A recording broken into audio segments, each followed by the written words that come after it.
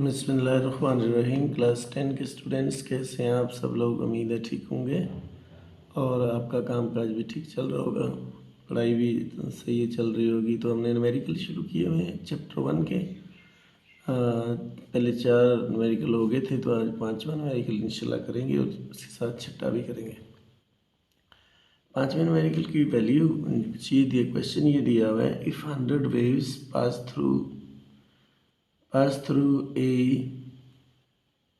point in 20 seconds, what is the frequency and time period of the wave? आगे कहता है if wavelength is 6 centimeter, calculate the wave speed। ये मतलब सुने 2-3 चीज़ें पूछी हैं।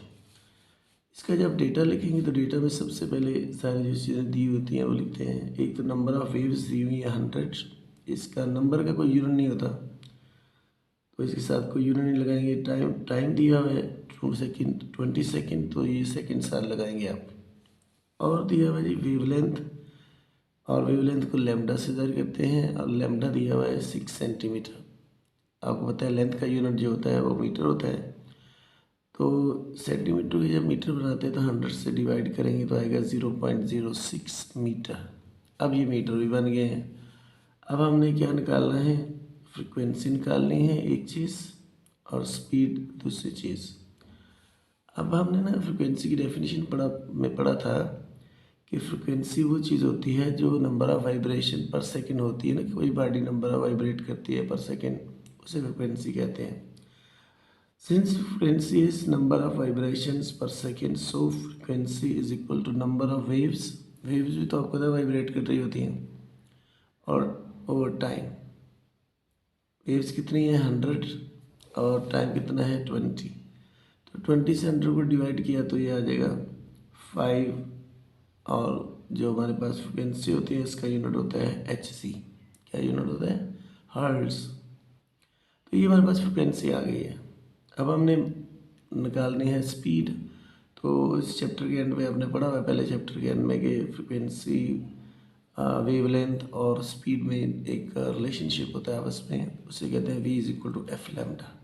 V is equal to F lambda वो यूज़ करेंगे। V is equal to F lambda.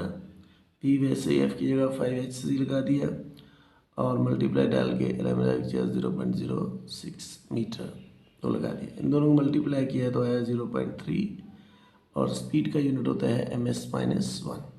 यूँ आपका ये जब न्यूमेरिकल नंबर है 10.5 ये हल हो गया जी। अब जो है 10.6 उसको देखते हैं उसमें क्या दिया है और उसको कैसे करना है। इसमें क्वेश्चन क्या है और उसको करते कैसे हैं।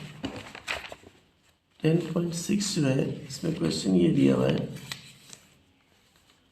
कहते हैं a wooden bar vibrating on the water in a ripple tank has frequency of 12 Hz, hertz, यानी इसको हर्ट्ज पढ़ते हैं।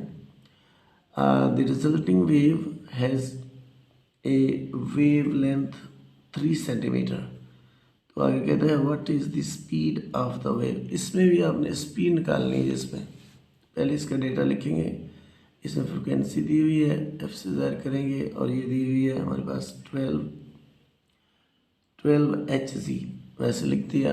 Hz इसका सही यूनिट होता है। वेवलेंथ है जी हमारे पास लैम्डा यानी 3 सेंटीमीटर, और ये इस लेंथ का यूनिट मीटर होता है, तो इसको 100 से डिवाइड करेंगे। जब 100 से डिवाइड करेंगे तो फिर ये जो है आ जाएगा 0.03 मीटर। अब स्पीड आपने निकालनी है। सोल्यूशन फार्मूला लगाया, फार्मूला वही है जो तीनों में कम्बिनेशन बनता है, वेवलेंथ में, स्पीड में और फ्रिक्वेंसी में। In V is equal to F lambda.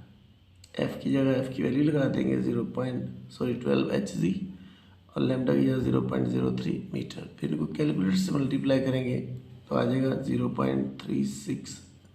चूँकि स्पीड का यूनिट ms-1 होता है, तो ये आप इसके सारे यूनिट क्या लगा देंगे ms-1। ये जो हमारी एक छोटी सी वीडियो थी, ये 2 न्यूमेरिकल आपको मैंने कहा है कि रोज़ाना आप क्या करें ताकि आपको न्यूमेरिकल जो है अच्छी तरीके से आ सकें। और चैनल को सब्सक्राइब भी ज़रूर करें, ताकि आप तक सब वीडियोस जो पहुँचती रहें और आप इनको बोर्ड में अच्छे नंबर ले सकें। जो लोग भी सब्सक्राइब कर रहे हैं उनका बहुत शुक्रिया, जो देख रहे हैं और आगे करेंगे उनका भी शुक्रिया। Thank you so much for watching ji.